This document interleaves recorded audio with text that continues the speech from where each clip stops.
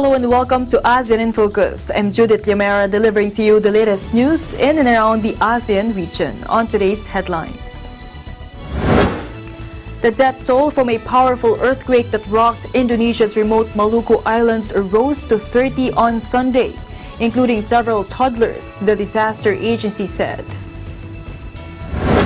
Malacanang called U.S. Senator Patrick Leahy ignorant for assuming he saw the entire picture surrounding Senator Leila de Lima's incarceration. And ASEAN officials enhance understanding interface between competition law and intellectual property rights.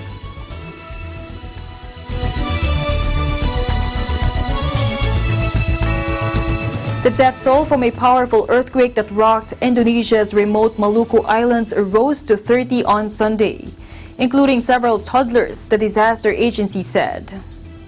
On Friday, the agency had revised down the official death toll of 23 to 19 after officials realized some of the deceased has been double counted. Among the confirmed dead were 3 young children, with many people killed by falling debris in and around quake-struck Ambon City. The region's governor has declared a state of emergency until October 9th, the agency said. On Thursday, terrified residents ran into the streets as buildings fell in around them when the 6.5 magnitude tremor struck, sparking landslides that buried at least one of the victims. Kasihan kalau katong segini katong harus lari dia pak. Katong baru bisa pulang ke sana karena katong takut. Jangan sampai kesusahan lagi. Balik katong rumah kan sudah hancur. Lalu keadaan rumah bagaimana ibu? Bagian belakang hancur pak. Dia tadi ini semua jatuh. Jadi kita bisa di kota. Kita bisa di situ karena katong takut jangan sampai gempa susulan lagi. Bagaimana pak? Di antaranya ada sekitar yang rusak-rusak ini kan di antara 75 sampai 80% yang rusak. Ya. Ada juga masalah yang sudah tidak bisa tinggal di rumah mereka lagi karena sudah ambruk. At least 25,000 people had to flee because their houses were damaged by the strong jolt, Wibowo said previously. Hundreds of houses, offices, schools and public facilities were also been damaged in the disaster. Authorities have set up emergency tents and public kitchens for the evacuees in several districts. The U.S. Geological Survey said the quake struck about 37 kilometers or 23 miles northeast of Ambon in Maluku province at a depth of 29 kilometers.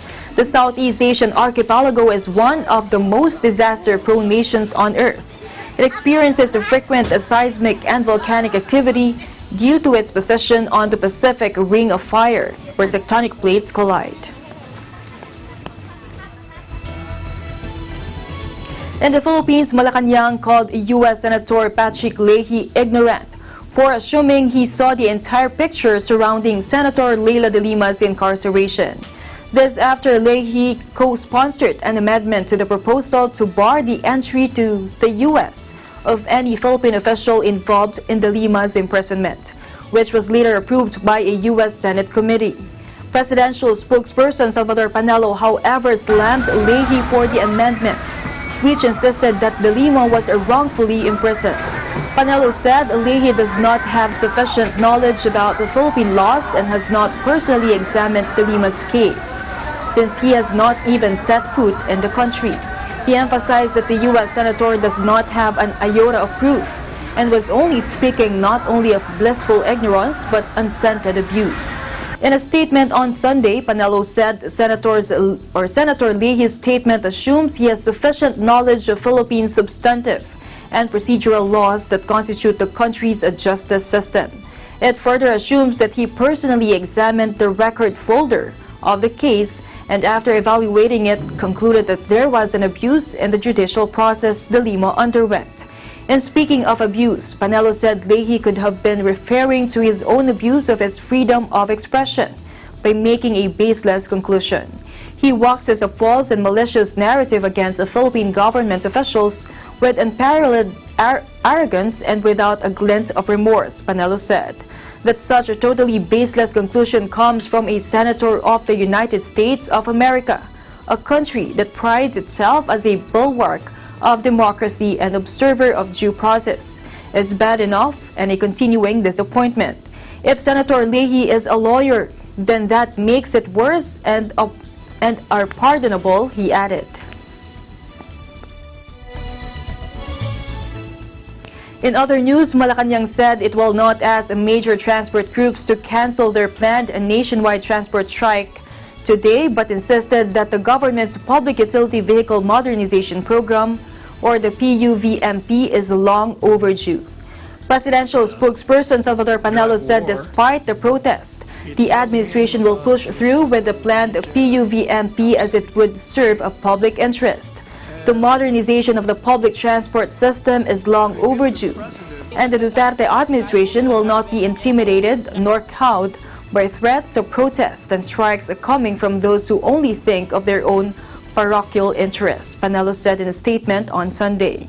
This administration is committed to serve the paramount interest of the citizens for convenient and accessible public transportation, he added. Panelo, however, appealed to transport groups to ensure that protests are peaceful. The government will enforce the pertinent laws, rules, and regulations, including the cancellation of their privileges, such as franchises or certificates of public convenience, he added. He asked concerned agencies to prepare to activate the Joint Quick Response Team, or JQRT, on transportation to assist commuters who will be stranded and affected by the demonstration. The Land Transportation Franchising and Regulatory Board, or the LTFRB, earlier warned the PUV drivers and operators not to join the transport strike or face a revocation of their franchises. Major transport groups are holding a protest against the government's PUVMP, which allows for the phase-out of jeepneys and UV Express services next year, saying that the standards set by the government have made it difficult for them to comply. The government's PUVMP requires operators to replace their jeepneys with vehicles fitted with Euro 4 compliant engines as part of efforts to make an environment-friendly transport system in the country. Local government units, or the LGUs, and schools were forced to suspend classes and work due to the transport strike.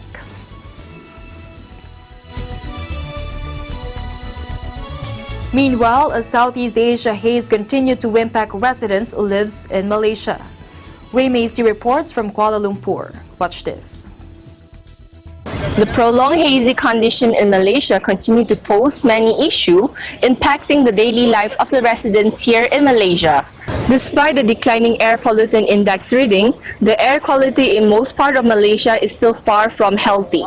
For a while, business didn't go as usual. Schools in areas affected by the haze were closed for a few days, while some airlines were forced to cancel or divert their flights because of poor visibility. With no outdoor activities allowed, most people opt for shopping mall as the next best alternative for indoor activities. Bilang nanay ng tatlong bata, ang napakalaking epekto ng haze itong mga nakaraang araw o umabot yata ng halos isang buwan. Kasi nung nakaraang Martes, pumasok pa sila ng eskwelahan. Pagkatapos nung Wednesday, hindi na sila pinapasok ng teacher nila kasi tumaas yung API or yung air pollution sa buong Malaysia. The unhealthy air quality triggered many health complaints. An increased number of cases of patients seeking treatment because of breathing difficulties, skin rashes, eye irritation, and other related lung diseases was a concern.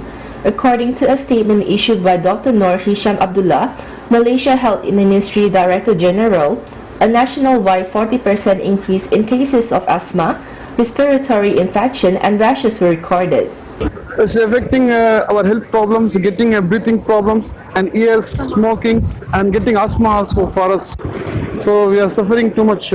So we have to protect our environment. We should not burn the trees. We should not burn the tires. Always conservative things like water we should preserve. Animals should be inhabitant should be kept.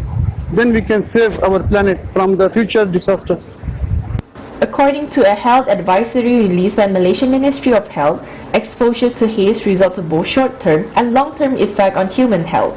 However, Children, elderly, and those with chronic heart and lung disease are more sensitive to the effect of haze and were advised to seek immediate medical attention when feeling unwell. People are always encouraged to take extra precaution, such as wearing face masks and drinking plenty of water to help protect from any potential health problem. Oke, jadi beberapa hari yang lalu kita ada gangguan dari asap ya yang datang dari beberapa pulau di Indonesia seperti Kalimantan dan Sumatera. Ini salah satu permasalahan yang sering terjadi setiap tahun. Jadi saya rasa pemerintah perlu untuk melakukan mencegah bagaimana caranya supaya kasus ini tidak terulang lagi untuk di tahun depan. Dan ini sangat mengganggu sekali untuk aktivitas saya untuk for job, for school, or for traveling in the city. So karena kasus ini saya jadi harus beli masker dan harus membawa masker setiap hari. Jadi ini sangat merepotkan aktivitas saya untuk itu. School may have been reopened, outdoor activities may be resumed, but the haze season is far from over. It may come back anytime soon. Are we prepared for its return? From Kuala Lumpur, Malaysia, this is Haze and I'm 1:25.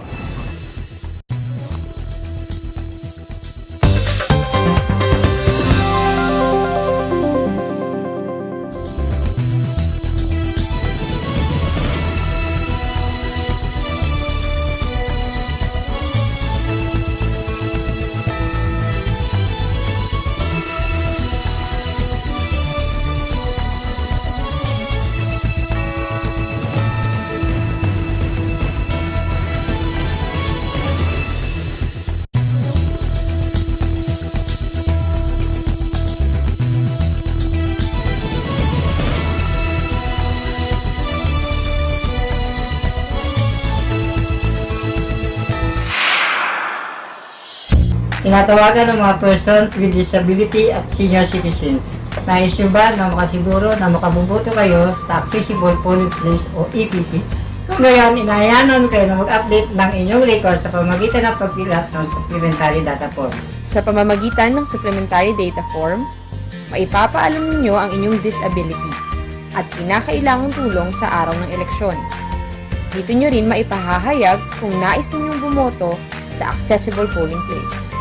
Kaya kung nais ninyo maging accessible ang inyong pagboto sa araw ng eleksyon, mag-update na kayo ngayong registration period.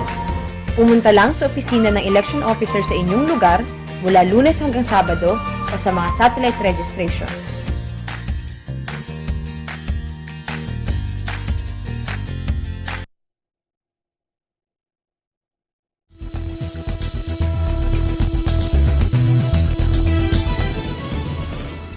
Welcome back. 13 people, most of them students, were killed when a pickup truck flipped over while trying to change lanes on Sunday in the Thai capital, the police said.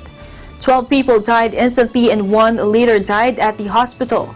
Police officer Samran Chaitao told AFP, adding that 9 of them were college-age students, finished mechanical training for a local company. A total of 18 people were in the truck, which was coming from an evening out with students and company officials celebrating the end of their training, Samran said. 2 of the 5 survivors had severe injuries. Deadly accidents are common in Thailand, which regularly tops a list of the world's most lethal roads, with speeding, drunk driving, and weak law enforcement all contributing factors. Though many of the victims are motorcyclists, bus crashes involving groups of tourist and migrant laborers often grab headlines. The World Health Organization's most recent data showed Thailand with 32.7 road deaths per 100,000 people, compared to 12.4 in the United States. Meanwhile, officials from competition and intellectual property authorities from all ASEAN member states gathered to discuss the interfacing issues between competition law and intellectual property rights in Manila, Philippines. Both competition and intellectual property laws share the common purpose of promoting innovation and enhancing consumer welfare. Dr. Arsenio Balisacan, the chairman of the Philippines Competition Commission or the PCC, remarked that there are objectives that competition policy and intellectual property rights, or the IPR, share, that is to promote innovation, contribute to economic growth, and enhance the quality and enjoyment of life of the people. He reiterated that finding the right balance between competition policy and IPR is easy to say but difficult to do. This task is even more difficult for developing countries, as they must also take into account development considerations in their approach to the competition IPR interface.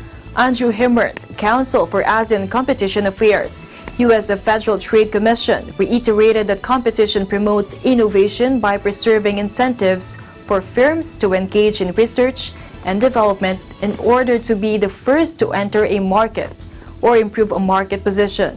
While intellectual property law provides incentives for innovation by establishing enforceable property rights, competition law promotes innovation and consumer welfare by prohibiting certain actions that may harm competition. Acquiring intellectual property rights, however, will not immediately result in an abuse of competition law. The two-day workshop deliberated on the forms of anti-competitive that results in an abuse of market power by a patent holder, such as the refusals to license, excessive pricing, unfair or discriminatory licensing, anti-competitive use of the standard essential patent, concluding anti-competitive agreements, and abuse of dominance by delaying market entry of competitors. The participants exchanged views on case examples on intellectual property rights within the pharmaceutical sectors and engaged in a group discussion to assess the application of competition law in hypothetical cases involving intellectual property rights.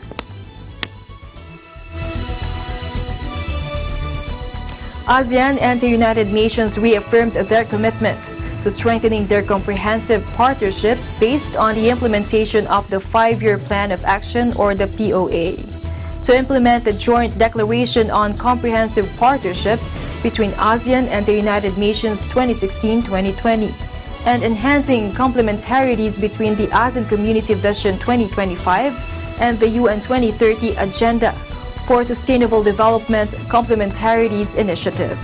The ASEAN-UN Ministerial Meeting was chaired by His Excellency Mr. Don Pramudwinai, Minister of Foreign Affairs of the Kingdom of Thailand, and was attended by His Excellency Mr. Antonio Guterres and UN Secretary-General His Excellency Mr. Tijani Muhammad Bande, the President of the 74th Session of the UN General Assembly, the Foreign Ministers of the ASEAN, His Excellency Dato Lim Jokoy, Secretary-General of ASEAN, as well as senior officials of ASEAN and the UN.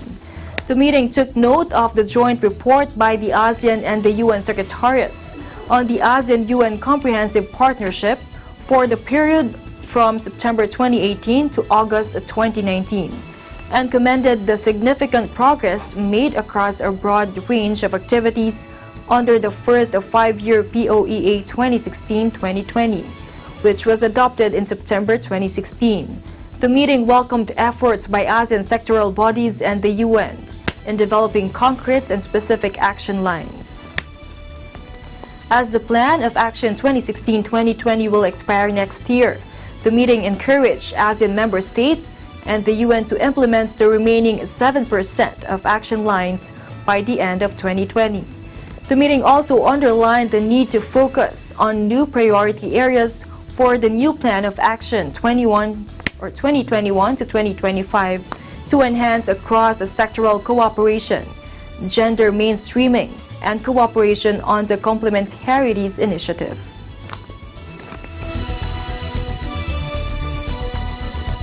ASEAN moves to boost air connectivity. The Association of Southeast Asian Nations, or ASEAN, has taken steps to further integrate its skies and facilitate passenger flow among member countries.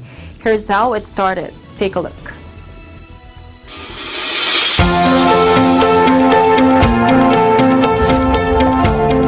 ASEAN is one of the fastest growing aviation markets in the world. ASEAN air traffic, one of the busiest in the world, is projected to increase among ASEAN member states by 6.5% annually from 2013 to 2033.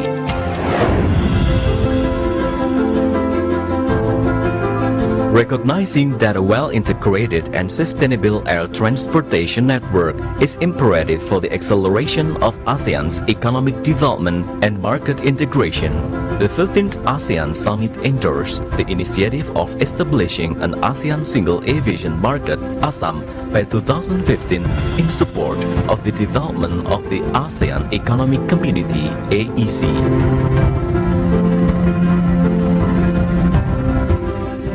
ASAM will contribute towards a more competitive and resilient ASEAN, as it will bring people closer together and facilitate the efficient, safe and secure movement of goods, services and capital closer together. In April 2016, ASEAN reached a significant milestone in its ongoing ASEAN community building process, with the realization of open skies for the ASEAN market through the full ratification of the ASEAN Open Skies Agreements. ASEAN has concluded and signed the protocol to implement the 10th package of commitments on air transport services under the ASEAN Framework of Services (AFAS) to further liberalize air transport ancillary services in the region. ASEAN is also reaching out to engage and work with ASEAN's dialogues partners to enhance air connectivity with the major market partners. The implementation of this measure has further strengthened collaboration with China, Japan, the Republic of Korea, the United States and the European Union in many sectors of aviation, including economic components, aviation safety, aviation security and air traffic management.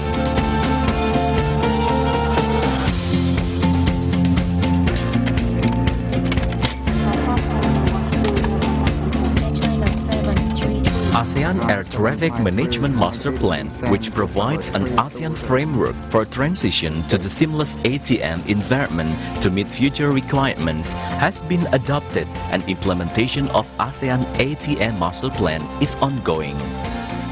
Mutual Recognition Arrangement on Flight Crew Licensing (MRA on FCL), covering the mutual recognition of approvals, certificates and licenses related to flight crew licensing issued by an ASEAN member state civil aviation authority, has also been adopted and implementing protocols are under progress.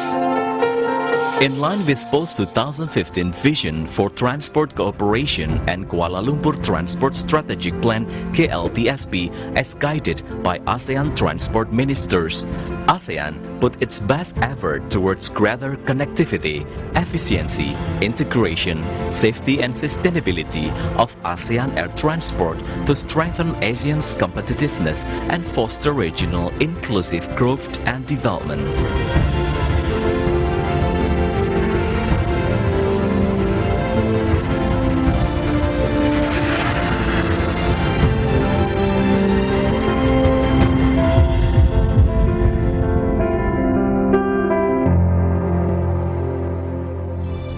And that is the latest news in the Southeast Asian nations. Stay updated about the ASEAN region. I'm Judith Yamera, and I'm 1 with 25.